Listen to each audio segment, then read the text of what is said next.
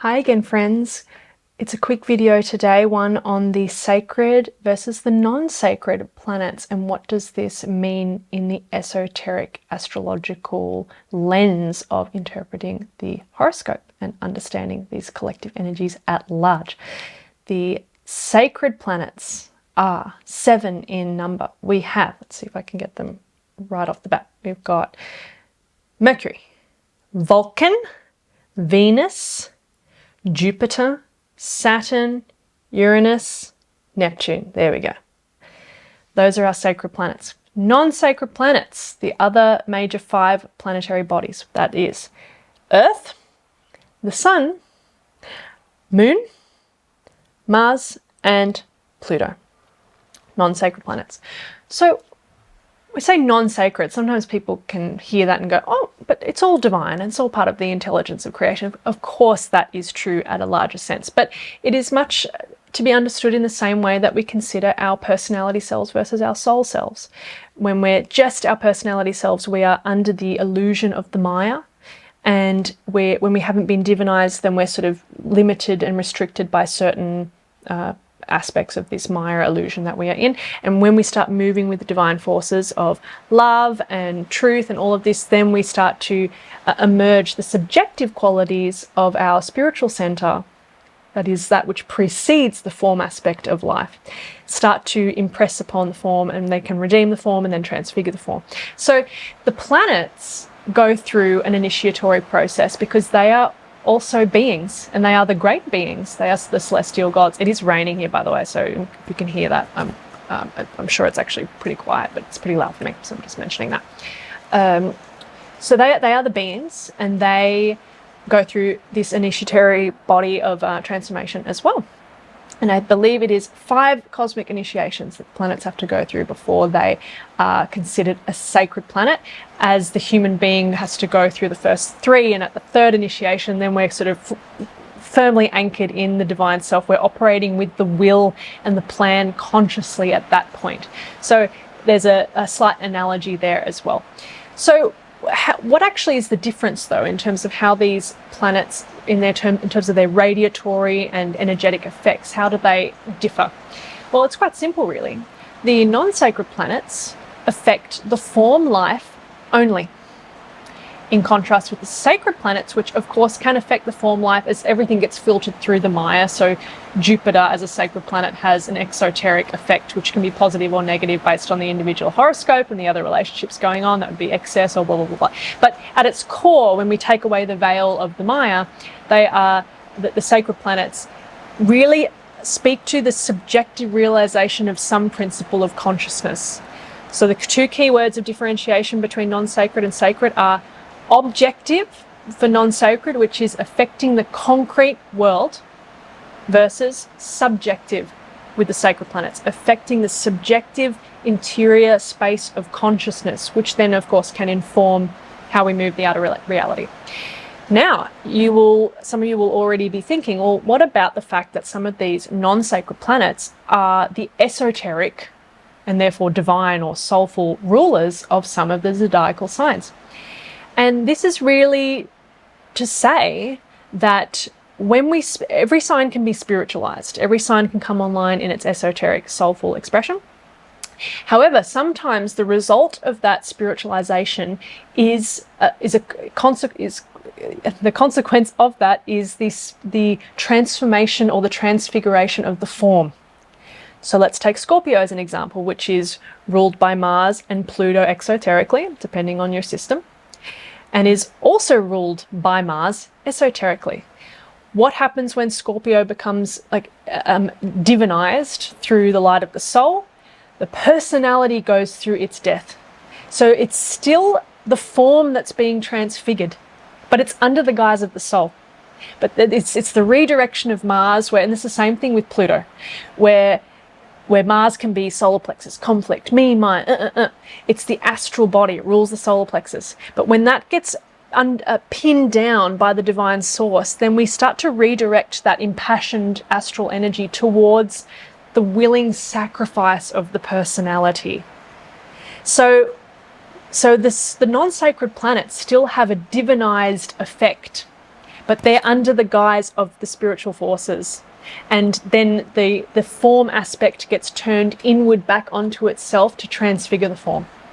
So I hope that's clear. So we see that with Pluto as well. Pluto is the esoteric ruler of the other water sign, Pisces. And this is the sign of the Christ, and it's also the hierarchical ruler of Pisces, by the way. So, and what do we see in Pisces? It's the release of the soul out of the form life. And so Pluto cuts that thread. We spoke a bit about this in our previous video on the 12th house. So that Pluto force, and of course Pluto in its shadowy or the worst aspect in the exoteric chart can be depictive of power problems, abuse, trauma. It could be an actual serial killer energy. It's the complete crystallization and undivinized expression of the destructive force. But when that's divinized and moving with the soul, which is always going to be a subjective factor anyway, because that's what the soul is. It's the core of our consciousness, or at least before the monad, it's that spiritual essence that we're moving towards. That's where these non-sacred planets get turned onto themselves for transformation, or in the case of, let's say, the Earth, which is a non-sacred planet, she's still going through her earlier initiations. The Earth embodies the third ray force of activity, right? Third ray, non-sacred third ray planet. So it's the movements of the day-to-day life and activity. And so she esoterically rules Sagittarius, where we see once Sagittarius has been divinized, then we are connected to the intuition and we see the goal, and that becomes the way in which we redirect the form aspect of life and our daily activity, Earth, to orient ourselves towards the achievement of that goal, hitting the arrows and moving all of our vital forces of our lower self, personality energies, mental, emotional, physical.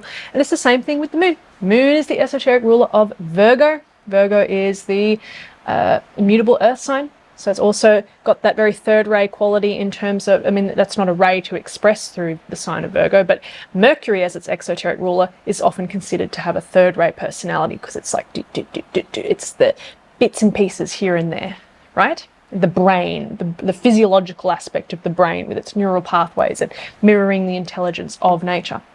So the moon, which is esoterically, as we've discussed elsewhere, a dead planet, and represents the shell of matter through Virgo at the esoteric level when divinized, demonstrates the mastery of the form and the mother principle, which is the moon, in the alignment of all of the lower bodies, which is mental, emotional, physical, because the moon can also be the mind. And this is the reason why it's physical or emotional or mental, because it's everything within the form, everything within the Maya, within substance, and that includes the mental body. The mental body is much more subtle plane than the physical, but it is still a concrete plane. The moon also hierarchically rules Aquarius, which is said to then veil a planet, most likely Uranus.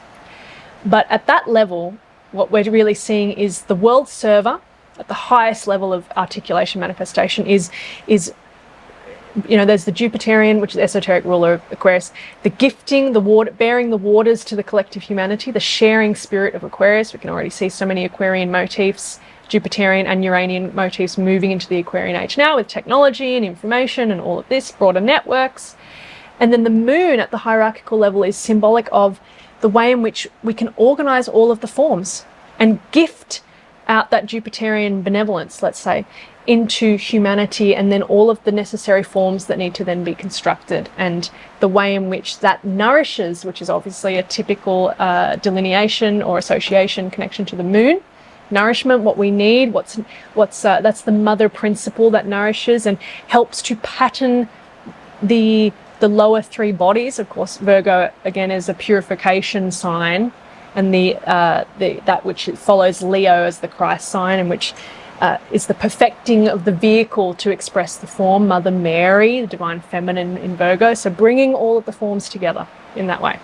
When it comes to transits, the non-sacred planets, when we're starting to work with the soul and the chart is starting to express more from the esoteric angle, the non-sacred planets are going to tend to highlight unresolved dualities within the form. And so there's going to be an interplay there generally between the form life and the spiritual life, because when we start working with the soul, we're obviously bringing more of those sacred forces into the picture, and the higher octave of the zodiacal signs is starting to come through. So that is especially the case with Mars. We really see dualities highlighted with Mars. And of course, Mars esoterically rules Scorpio, which is the battle and the pairs of opposites on the astral plane. Scorpio rules the death upon the fixed cross. So it's really about the overcoming of the lower nature. So Mars transits do become very important when we start working with the soul, because we're going to really see where those push and pulls are between the form aspect and the divine aspect of life, and what needs to be overcome in a very eighth housey way and redeemed and all of this. So the non-sacred planets, in a general way, and looking at through this through the Mars example, we're going to highlight these dualities within the form and where there needs to be that integration, redirection, transformation, all the things that we talked about with the non-sacred planets, of the form and the personality to bring it into alignment with the divine aspect of being. So I think that is all for today, just a short and sweet one on the sacred and non-sacred planets. Hope that was a good little introduction and was a little clarifying for you. Okay, I will see you in the next one. Bye bye.